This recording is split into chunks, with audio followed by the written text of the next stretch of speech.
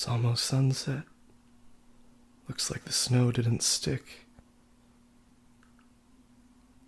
You couldn't actually see the snow last night, could you, Giselle? Was that when the light started fading from the sphere of darkness encasing you? Or had it been going on even longer than that? Why didn't you say anything? Not a word. I don't believe you're gone for good. You're still out there, somewhere. I know it. And I will come for you. I swear it.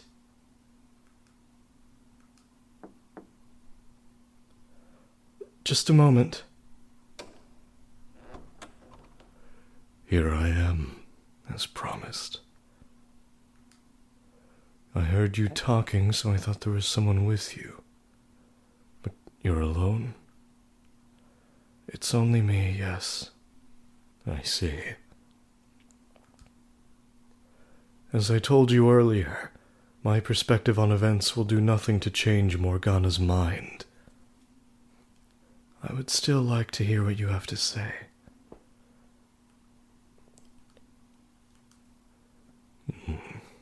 All right. Not being from this land, I don't believe in the local god, nor do I think priests and preachers any better than con artists. Where did that come from? What I'm trying to say is if I give a confessional, it won't be to another human. You're an angel. Come again? The angel from the stained glass window. That's you, isn't it? Wait. How on earth did you come to that conclusion? I was thinking about everything you said earlier, in the cellar. The fact that you knew about Morgana, the fact that you could see into my heart, and in particular, all your talk about saving people's souls. Salvation is not man's job. Which means you must be something else. I will tell you everything. Every foolish mistake, every terrible crime. And in exchange, I would like you to tell me what I am to do next, to lead me down the path I must take. I terrify myself. With every passing day, my ability to tell what direction I'm supposed to be heading dulls. So after I tell my story, I want you to do that for me. Please, will you show me the way? I can do more.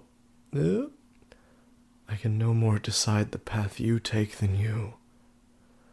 But you saw into my heart. Giselle, if you were here, you would encourage me to agree to his request, wouldn't you? Okay. I can't guarantee that anything I'll say will be of any use, but I will do my best. I will do the best I can to lead you in the right direction. Thank you. Now, before I begin, there's one thing I need to clarify. I am not in love with Pauline. She does play an important role in my life, though. That much is true. She's your tether. Exactly. I suppose you could say, admire her. She is everything I am not, everything I cannot be. Is that something I should tell her, you think? That I don't love her, that I'm incapable of feeling love? Should I tell her that, knowing she genuinely loves me? My instinct tells me I shouldn't. I know very well I'm lying to her, but there are circumstances in which a lie is preferable to the truth, are there not? With that said, I'm ready to begin. You have my full attention.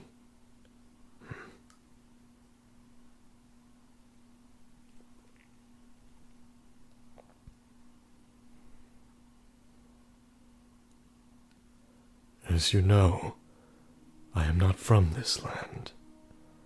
The issue is, I don't know any more about where I came from than you.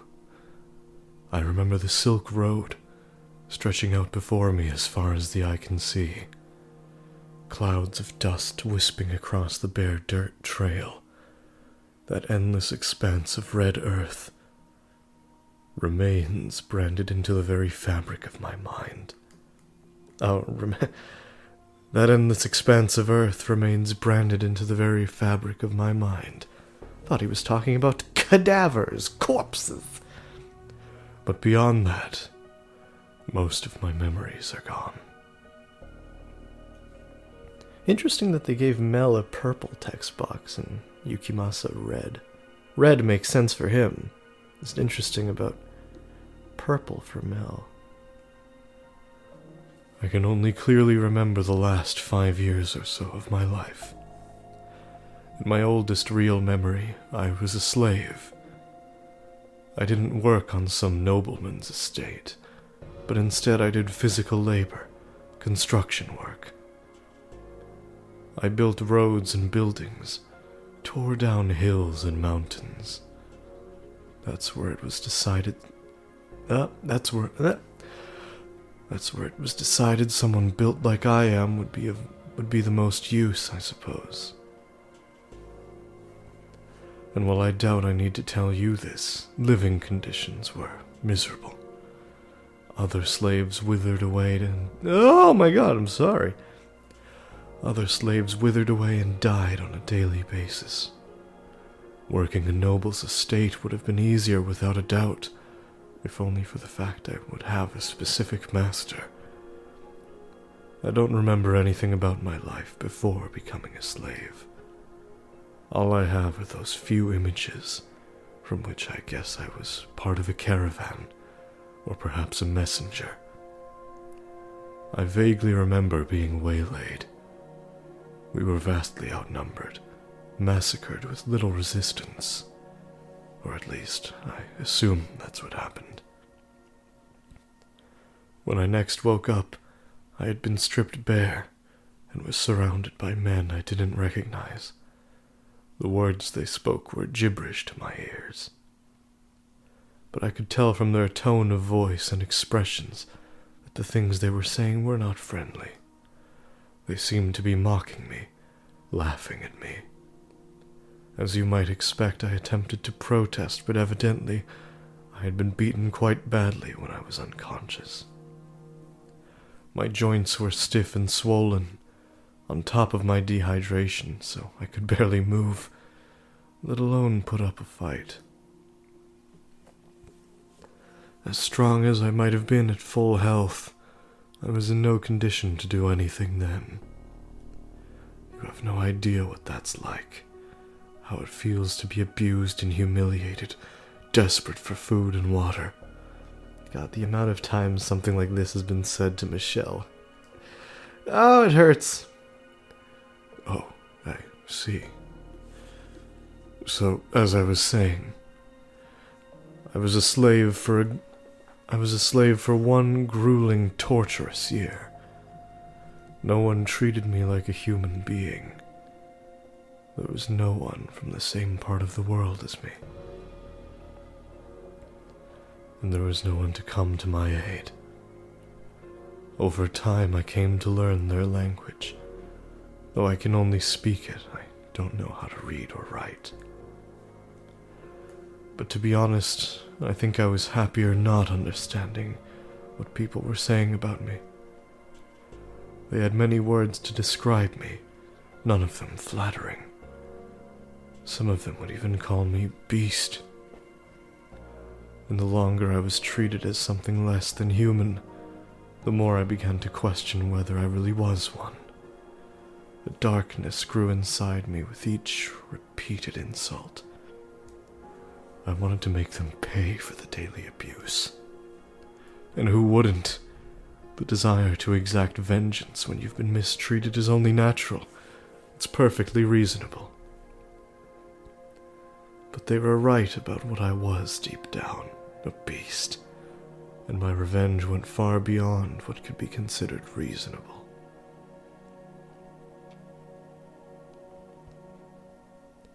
"4 years ago, I was sitting in a carriage as it rattled along a dirt road. This was not the kind of carriage you rode around town in, but a filthy slave transport. It was packed front to back with slaves, or soon-to-be slaves, I suppose you could say. There were men, young women, and even children. Everyone wore a look of hopelessness on their faces, and no one had the strength left to resist. They looked like me a year earlier, deprived of food and water, and beaten into submission. The slave traders' guards were armed, of course. Swords hanging... blah, blah, blah, blah. I didn't do any vocal exercises before this. I should have. Swords hanging from their hips, ready to cut down anyone who showed any sign of resistance. So they sat there, lamenting their fate.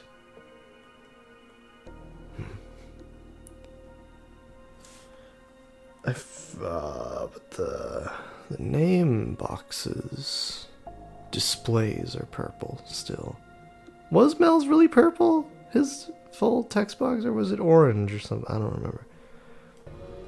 Sitting beside me was a young girl, crying in silence. Glancing over at her, I caught a glimpse of her face. Large chunks of skin seemed to have fallen off it. It was, suffice to say, an unusual sight. But beyond that, I didn't think much of it. I didn't find it disturbing or unpleasant, perhaps because I had a similarly unusual appearance. What caught my attention, though, was the way she was crying. I'm not sure how to describe it, but it seemed different somehow from everyone else crying in the carriage. It was almost like her tears were not for herself. "Why are you crying?" At my question, the girl turned her head up to look at me. Surprise crossed her face for a few brief moments, but that was her only reaction to my appearance. I assume her thought process was roughly the same as mine, so she felt no need to fear me. After a moment's hesitation, she said, "I'm sad because I didn't get the chance to show my gratitude to people very dear to me." Her response perplexed me to no end. Why was she concerned about showing gratitude? Why was she not despairing of her own circumstances? Why was that the emotion that gripped her in that moment? Not hatred for the slave trader or sorrow for herself. To this day, I still don't understand. But that wasn't the only thing I found curious. Her voice, despite being soft, cut through the crying and wailing of the other slaves. I pictured it like a single patch of clear water in the middle of a swamp, untainted by its surroundings, gently undulating. One sentence was all she said, but there was something unbelievably calming about the sound of it. For a moment, I was filled with a sense of tranquility, and though you may not believe it, I wanted to get her out of that filthy carriage, to undo the shackles threatening to taint her. And so I took action, driven by that desire. This is no lie, I promise.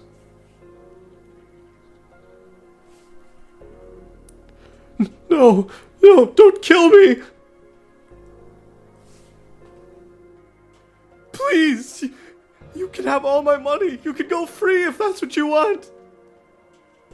I'll apologize. Anything.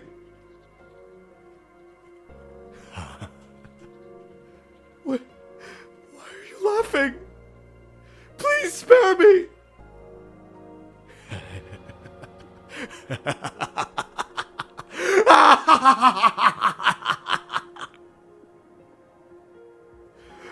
I have a wife, children. Please. I'm begging you. And why should I care?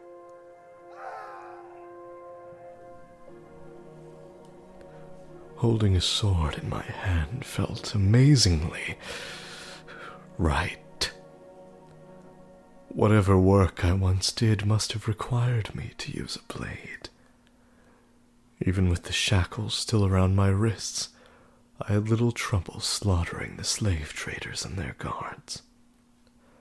They let their guard down because we were restrained. The thought of anyone resisting never once crossed their minds. Dead bodies sprawled out around me, corpses I had made, lives I had snuffed out. Look at this. See, no one can defeat me. They stood no chance against my strength.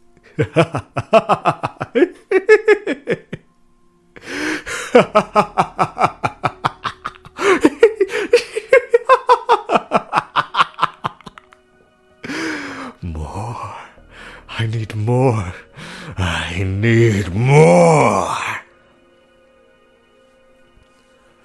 I don't have the words to describe the high it gave me killing those men, the power I felt over them. I was driven mad by the stench of blood filling the air. No, it just drew out what was always there. If I weren't already deranged, the corpses would have had nothing to stimulate in the first place.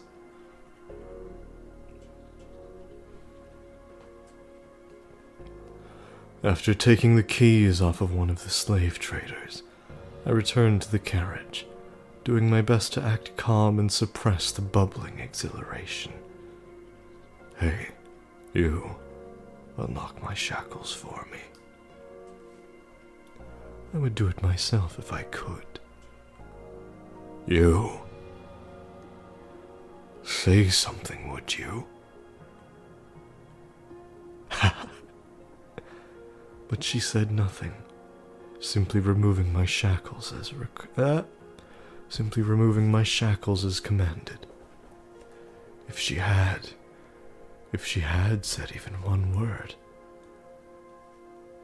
let me hear that curiously calming voice of hers, then in all likelihood, I probably would have stopped there, but she remained perfectly silent. Everyone was in shock at what they had just witnessed, her included.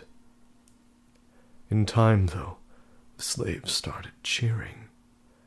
The same people who had been wailing minutes ago were now shouting praises. Our savior! You are our savior! We're free to go home! We can have our lives back! Undo our shackles, please! I'm a beast. What? I'm not a savior. I'm not a man. I'm a beast. Isn't that right? I'm a beast, aren't I? What are you? More. I need more. I thirst for more. Why are you pointing your... I need more!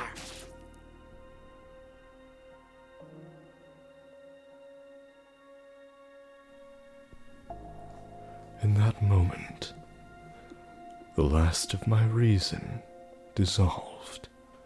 I went into a frenzy, slaughtering the helpless slaves I had never intended to kill. I was euphoric. I couldn't get enough. I reveled in it. Never before had I felt such utter ecstasy.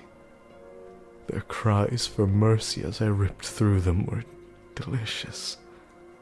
The look of fear in their eyes, the way their faces twisted, the splatters of blood around their mouths open in screams, the despair that filled them.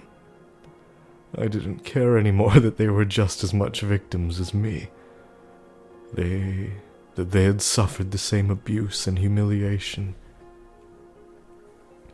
All of that was buried beneath the waves of bliss that ravished me.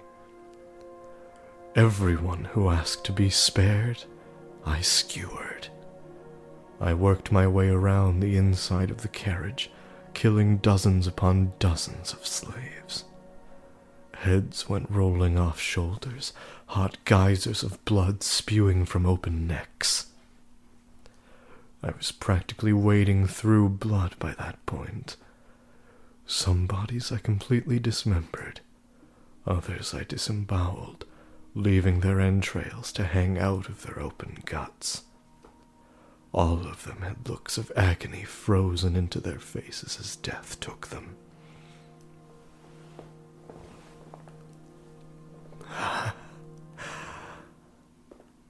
I don't know if I was unconsciously avoiding her, or if it was just a coincidence, but the girl was the only one left alive. She, of course, hadn't been spared the mess, so she sat there, drenched in sticky red gore. Her lips appeared to be trembling, though I couldn't tell for sure with so much of her skin missing. The fire inside me still burned white hot.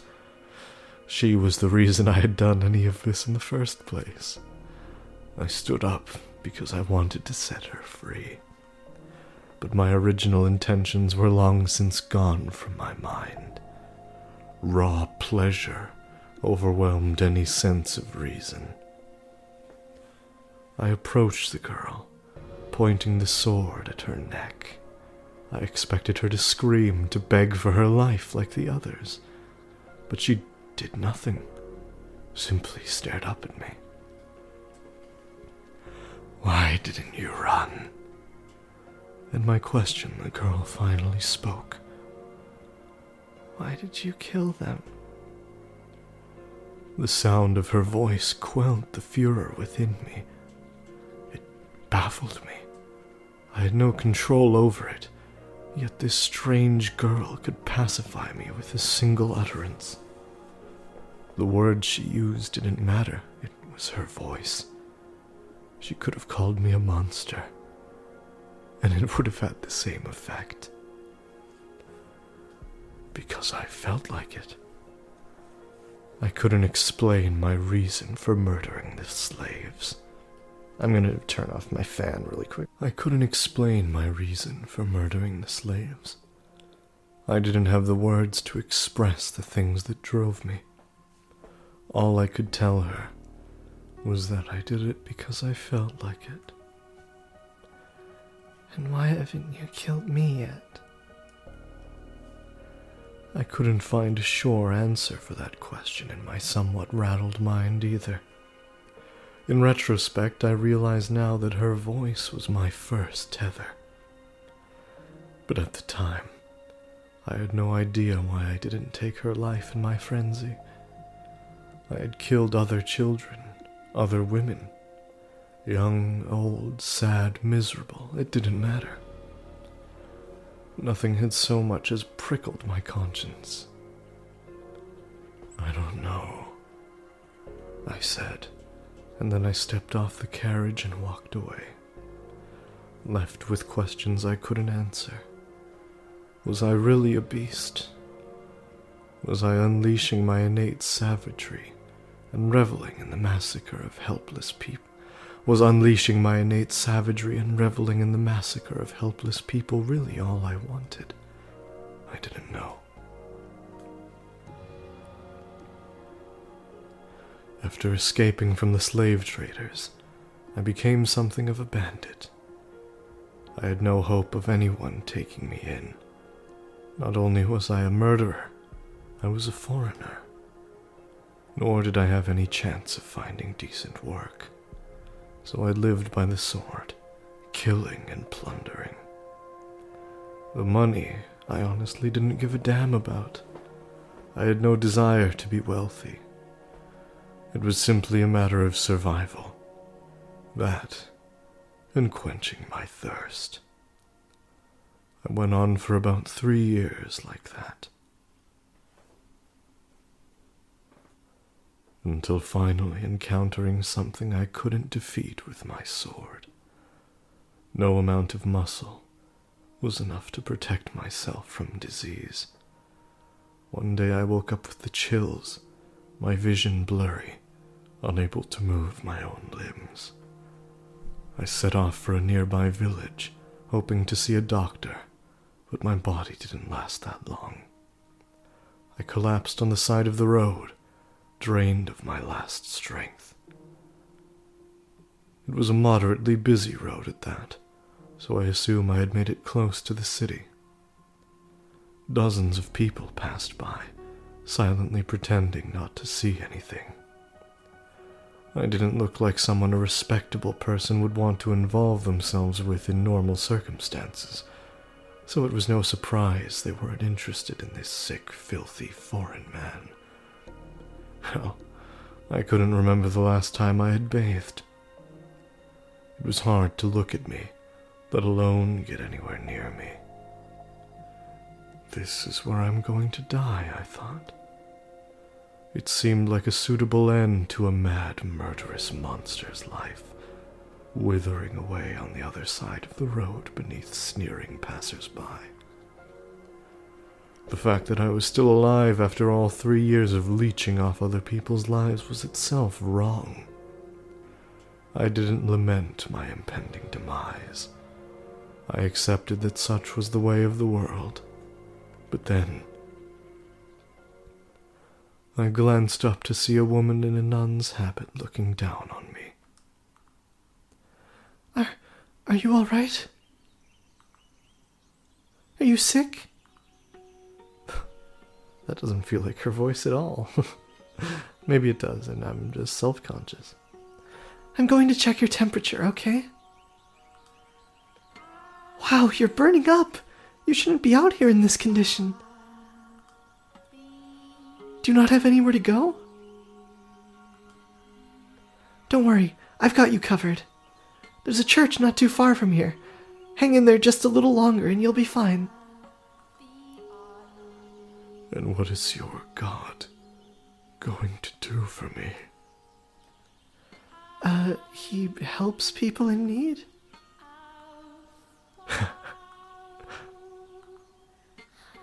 It's not very big, but we've always got room for people who need it. You can rest up in one of the open beds, and I should be able to get you a little something to eat. I promise it'll be better than staying out here at any rate. Can you stand?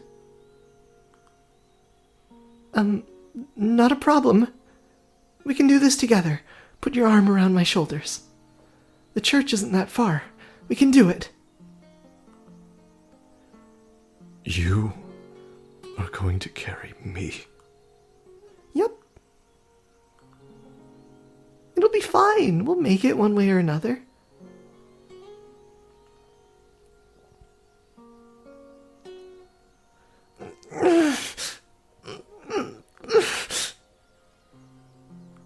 Well, this is a new background, isn't it?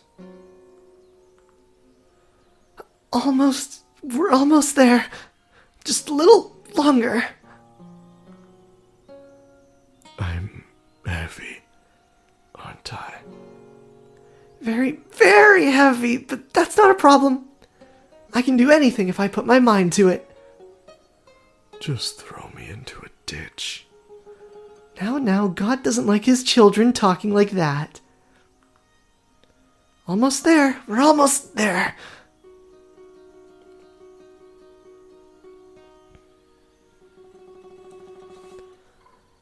Now, how are you feeling? Better, I hope.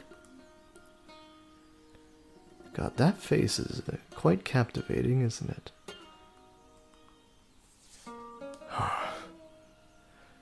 I've left some applesauce on the bedstand if you're feeling up to eating anything. Oh man, applesauce sounds really good right now. And you're welcome to stay here as long as you need to.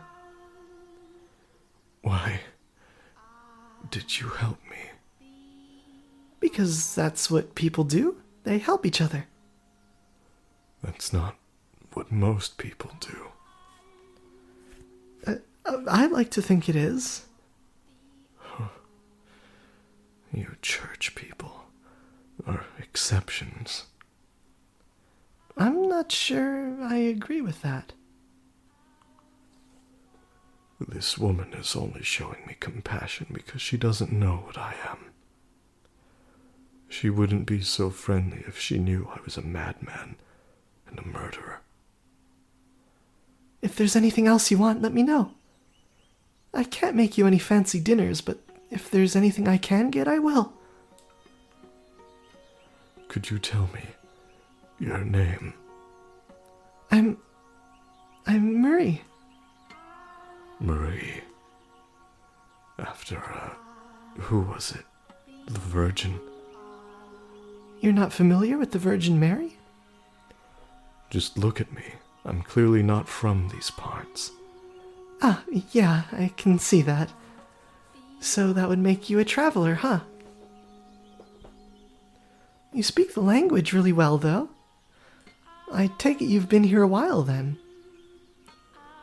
Yes, I have. How exciting! So, when you're feeling better, maybe you could tell me about the country you're from. I've never been far from home, so I'm curious what it's like elsewhere. There's nothing I could tell you. It can be anything. Tell me about yourself if you want. I'm even less inclined to do that. Get better soon, Kay? I'm looking forward to hearing all about it. I'm not sure there's anyone out there more deserving of the Virgin Mary's name. What was that? Your name. It suits you. Oh no, not at all. I'm incredibly flattered to hear you say that, but I hardly live up to the name. What's your name, by the way? I have no name. You don't? If you want something to call me by, you can choose a name for me. Anything you want. I am nameless. You give me a name. I think you should be the one to choose your name. I'd be more than happy to help, though. But you should go with the name you think is best. I see. You should go write the name you think is best. He can't write. I see. Well, I should get going. I'll be around, so if you need anything, just holler. Bye then. How am I supposed to choose a name for myself when I don't know anything about me?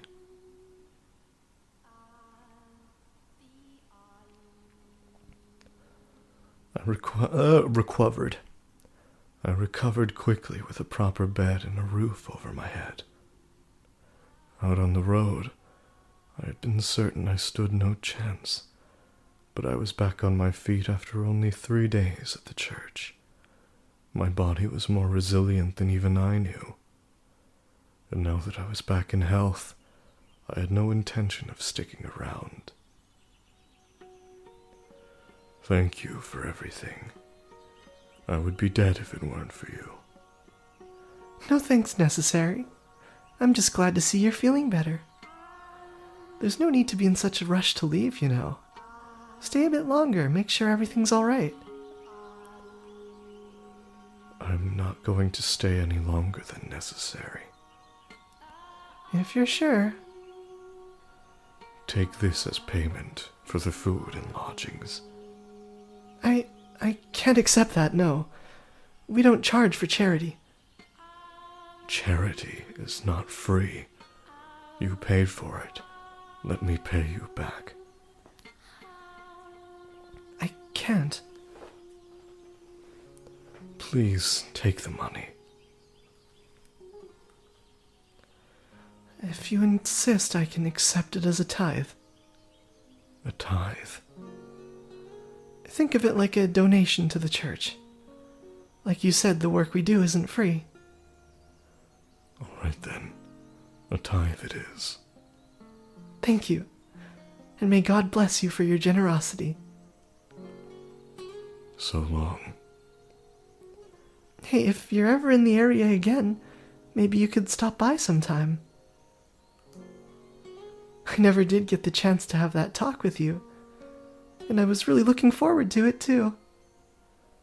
I'll just cause you more trouble.